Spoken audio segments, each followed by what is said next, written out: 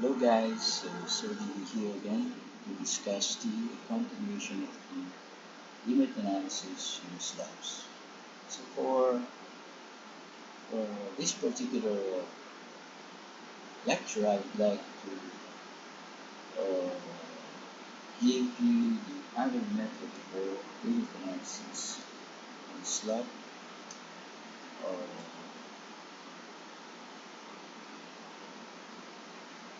which is the strip method. So to say review of the previous method, we actually have discussed the yield line theory or analysis, which is actually an upper bound approach.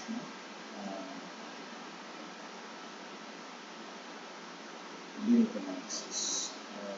Where the computed load is always greater than expected or actual. So we are talking about load capacities beyond the estimate. Okay, so for the strip method now, we will be talking about the lower bound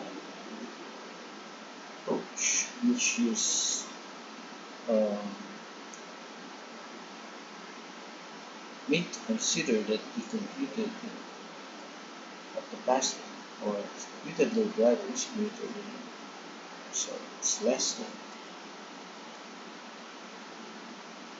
or equal to the actual load. So perhaps we can deduce from this that the strip method is rather conservative method, while the YLA or the yield line analysis is a rather less conservative approach. Not to mention the advantage of one over the other in terms of applicability. So to define to you again the lower bound theorem, simply states that the load computability is a machine a statically admissible set of internal forces would always be smaller or less than or equal to the correct collapse load. Okay? So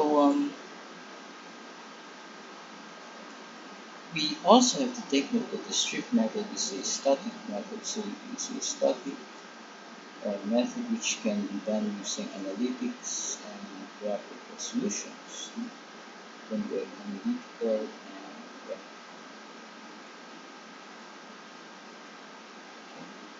and the advantage of such, aside from being conservative, is that uh, we are dealing here with a design procedure. Okay? In the yield line analysis, the procedure is investigated. Okay? In the yield line analysis, you have to take note that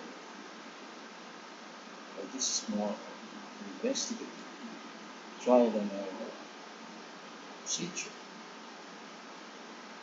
While in the strip method, we are actually doing a design procedure wherein the moments, the design moments are computed on the basis of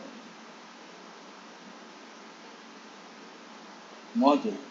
Okay, your slab panel into strips. Okay, that's why it's called a strip method. So the model is done by creating uh, the strip type of okay of a slab, okay, and then putting there the statical equivalence of the moment uh, based on the boundary conditions, the supports, and the loadings. Not to mention the presence of folds and concentrated loads, as I will be discussing later. So for your uh, capacity versus curvature relationship, okay, we can make this in terms of load capacities versus uh, deformation in terms of curvature or rotation. The shape of the curve is actually almost straight up to the yield, okay, capacity, and suddenly drops into a flat, flatter curve into the grade, okay. So the lower bound is actually at this point and the upper bound is at this point, and we are expected the actual collapse load or capacity is in between. So in here, the upper bound YLA is more favoring this ultimate capacity greater than the collapse load, and here the strip method is uh, more favoring the yield capacity which is less than the collapse load. So this design method now of strip analysis by which required reinforcement can be determined is more, as I told you a while ago, a design procedure. So the distribution of the reinforcement will be varied for different sections compared to the yield line method where reinforcement are normally uniform throughout the entire sections. Easier to use on slab with irregular boundaries. Okay? Boundaries. So when we talk of boundaries here, we're talking of not only the shape but also the support or boundary shapes. So the basic principles and the governing equation is actually given by this differential equation, which serves as our basis to physical, uh, uh, rather the analytical representation of the physical behavior of slabs used in finite element procedure. Okay, so this is exactly the same formula that the strip method is following, provided that uh, in here a lot of assumptions are made to simplify the finite element solution. So strip method is more or less a simplification of what the FEM method is all about. And neglecting torsion, we ignore the moment xy, which is more or less only an assumption, but rather very uh, acceptable since we know that torsion and shear distribution cancels each other uh, when we're talking of slab behavior. Okay, so the reason for that is because slab has boundaries in two directions, therefore uh, the torsional requirement is normally counteracted by the shear capacities due to redistribution.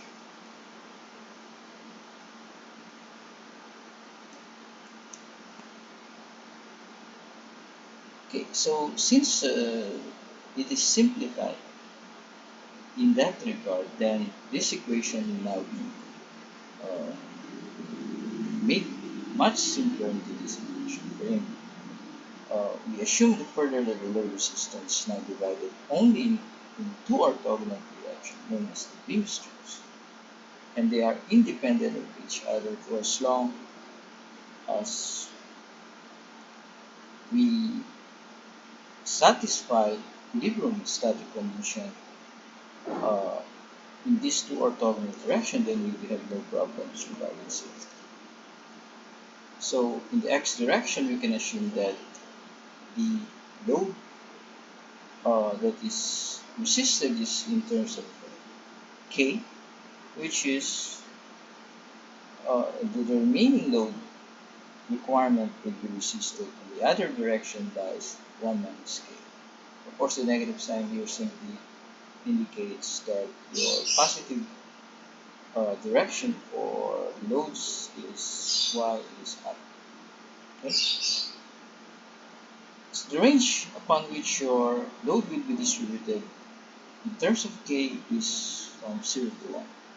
And the choice of load distribution now may be determined through these assumptions and criteria that will serve as a guide for all of us in such conduct of strict method procedure. So first, any value of k may be used, resulting in a different distribution of load or speed. If we want to distribute it entirely in one direction alone, then we will be having a one-way option. If k is 0 and 1 minus k is 1, or k equals 1 and 1 minus k is 0, then we're talking here of simply a one-way action. Of course, a one-way action has some criteria to be satisfied based on different principle that I use. An example of that are the ACI uh, methods that we have discussed previously.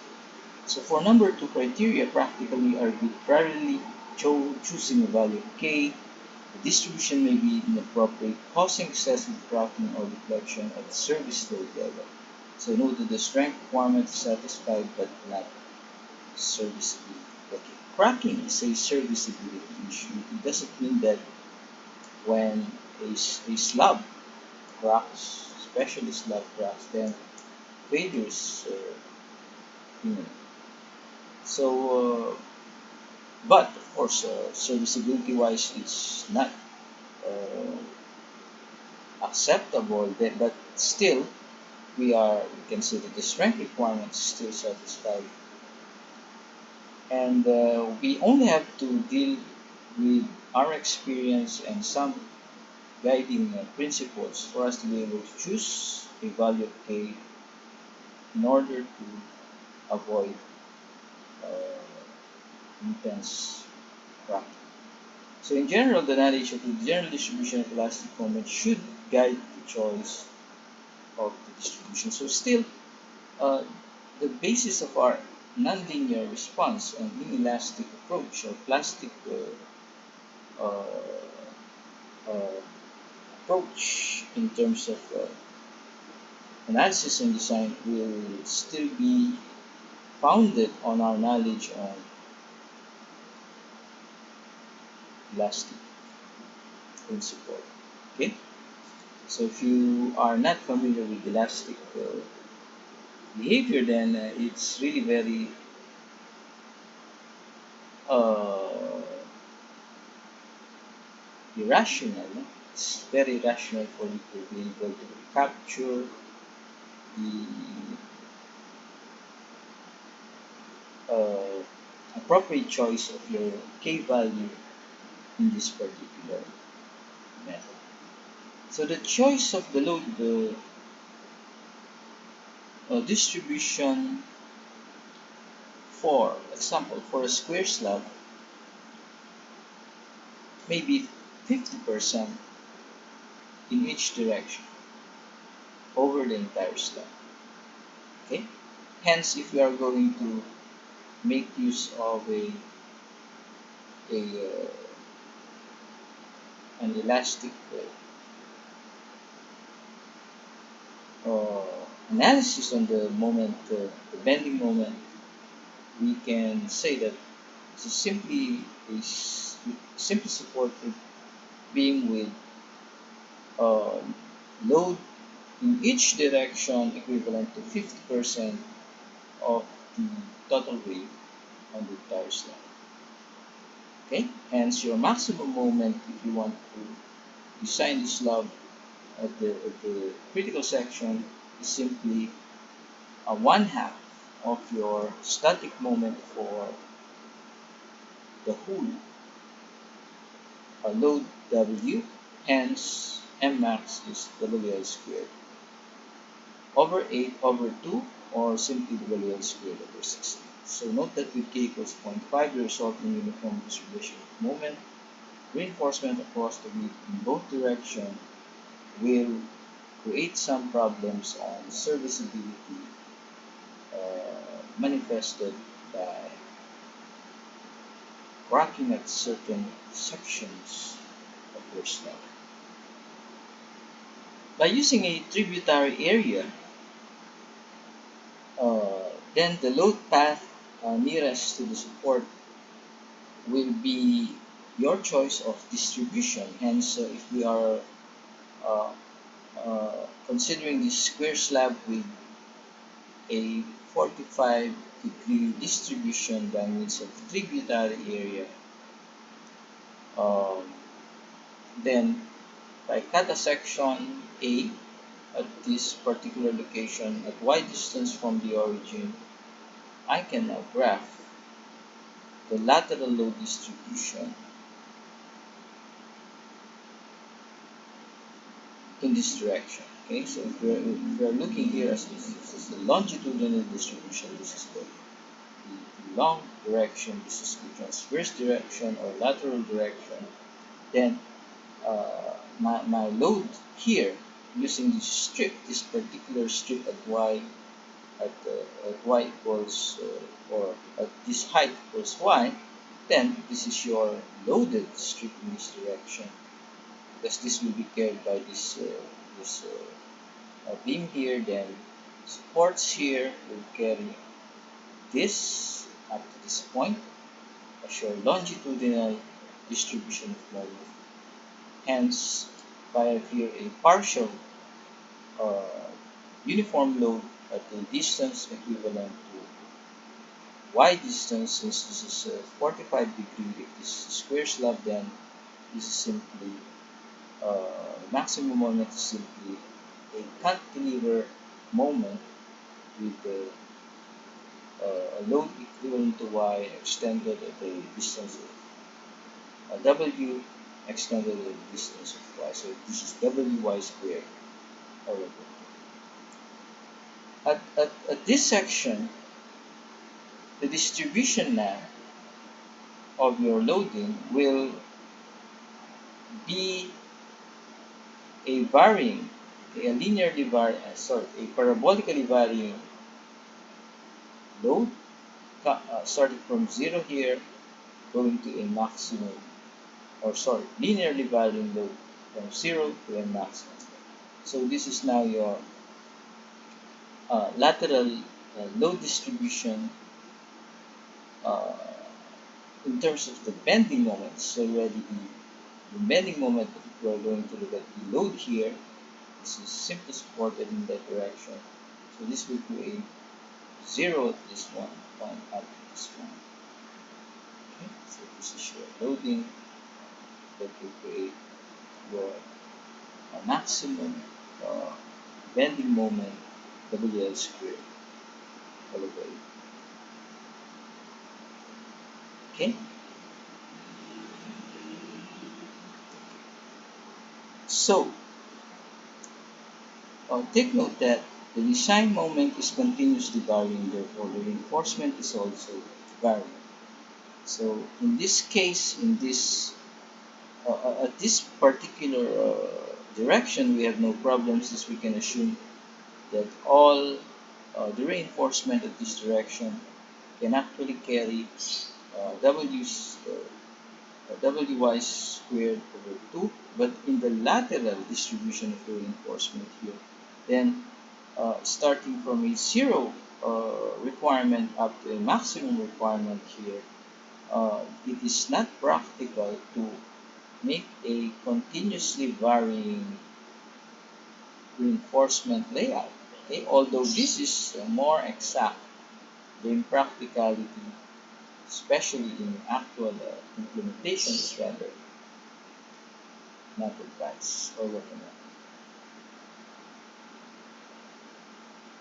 So because of that, we ought to recommend that we divide the slab into segments. That's why the strip method, uh, this method is particularly tagged as a strip-based approach, since dividing it into segments will give you the possibility of satisfying the variable, no, moment requirement, but at the same time making it practical to implement in construction, since by segment we can now introduce a fixed spacing or a uniform spacing on that particular strip. So in this case, the division suggested is simply of L over 4 distance from the opposite supports, making your midspan strip or the middle strip equivalent to L over 4. So in these two directions, therefore, the uh, moment, okay, or variation will then be equivalent to this based on this loading in this direction. So if we call this the x direction, and this based on this loading in this direction. So this is one. Okay, so why is it that there is a difference a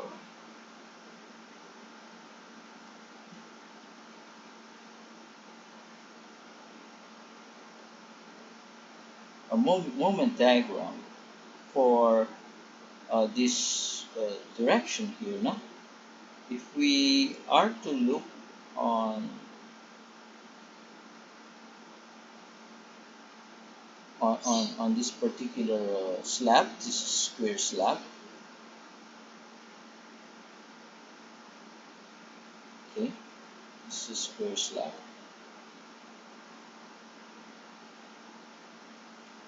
The lateral distribution of moment at the middle strip, okay, so we're talking here at the middle strip, is considered here, okay. So if this is the middle strip that I'm talking about,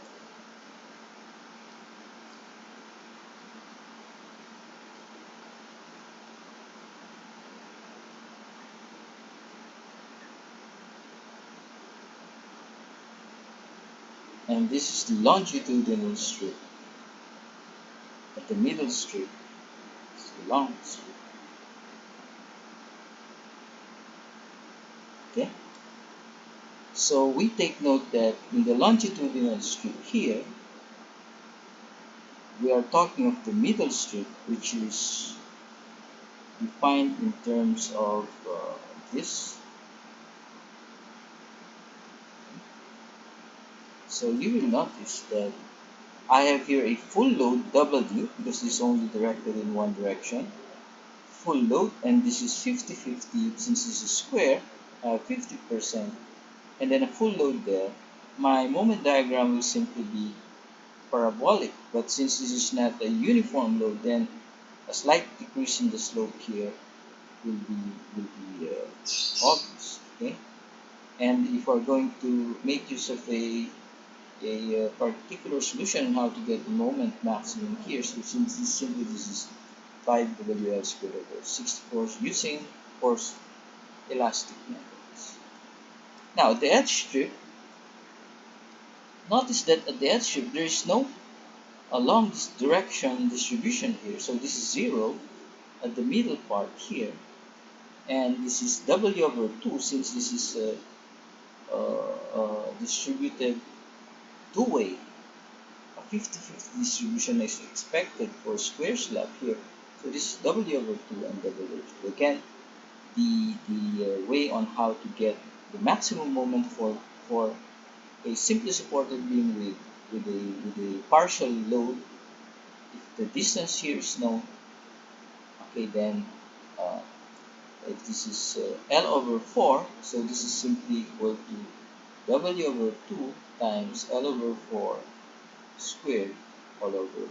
Okay, so it's simply a cantilever, just like a W uh,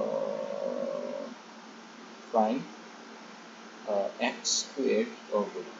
Okay, well, W prime is this one, your x is L over 4, and this 2 is a constant. It's a cantilever moment arm. Okay, so this becomes now 16 times 2, 32 times 2, this becomes 64. Okay, in this particular diagram, this is not a longitudinal diagram, this is a transverse or lateral distribution. So if I cut it on the middle strip here, then I can say that this is a full distribution flow. Okay, so this is now uh,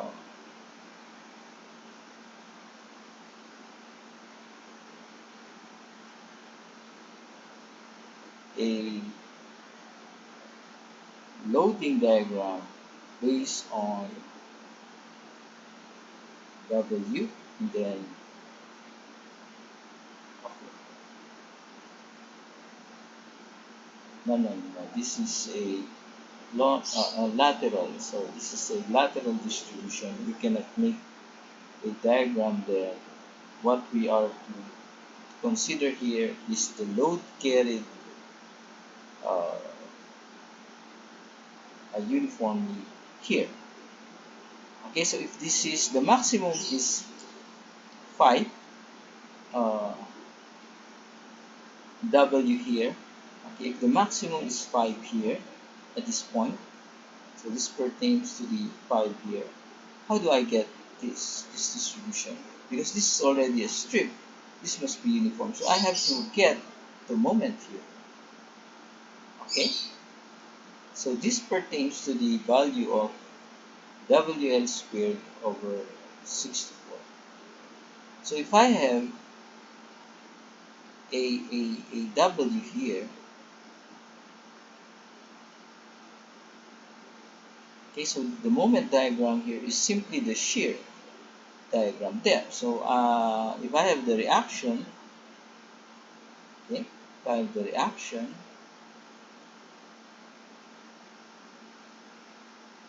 okay, what's the reaction here? The reaction is simply equivalent to 2W, 2.5 W, this is 1.25 W, okay? And at this point here, I have to subtract W, so this is 0.25 W. So my moment diagram is simply the area of this one. Okay, so whatever is the area of the shear diagram here will be equivalent to WL squared over 60. Okay, so this 1.25 plus 1, 0.25 is 1.5. That is actually 3 halves. No? So 3 halves of W times, this is L over 4. Okay, 3 halves of W times L over 4 divided by uh,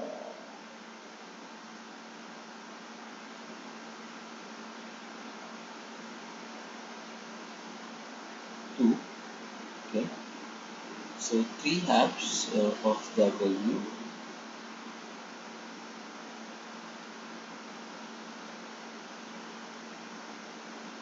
times L over 4 divided by 2 is the area.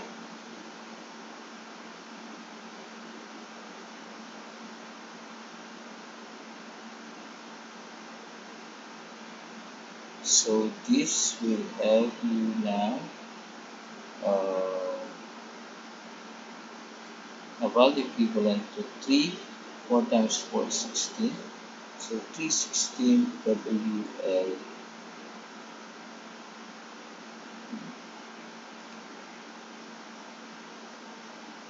is 1.25 WL WL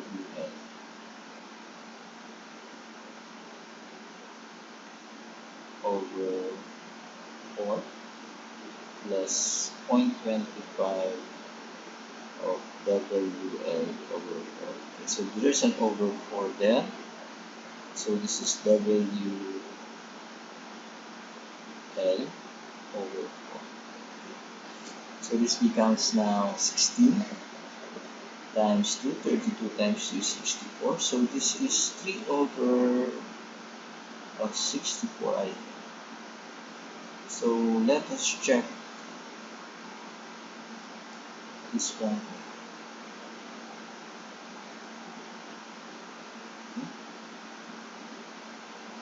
Maybe there is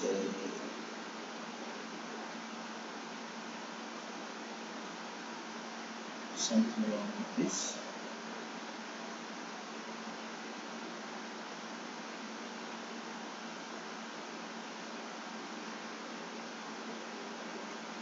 Okay, so let's check 1.25 of WL over 4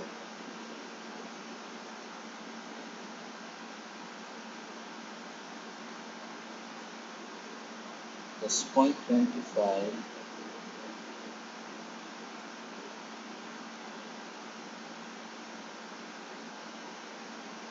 okay, so sorry, this is not 1.25. This must be total is WL over 2 plus WL over 2 is WL over 2.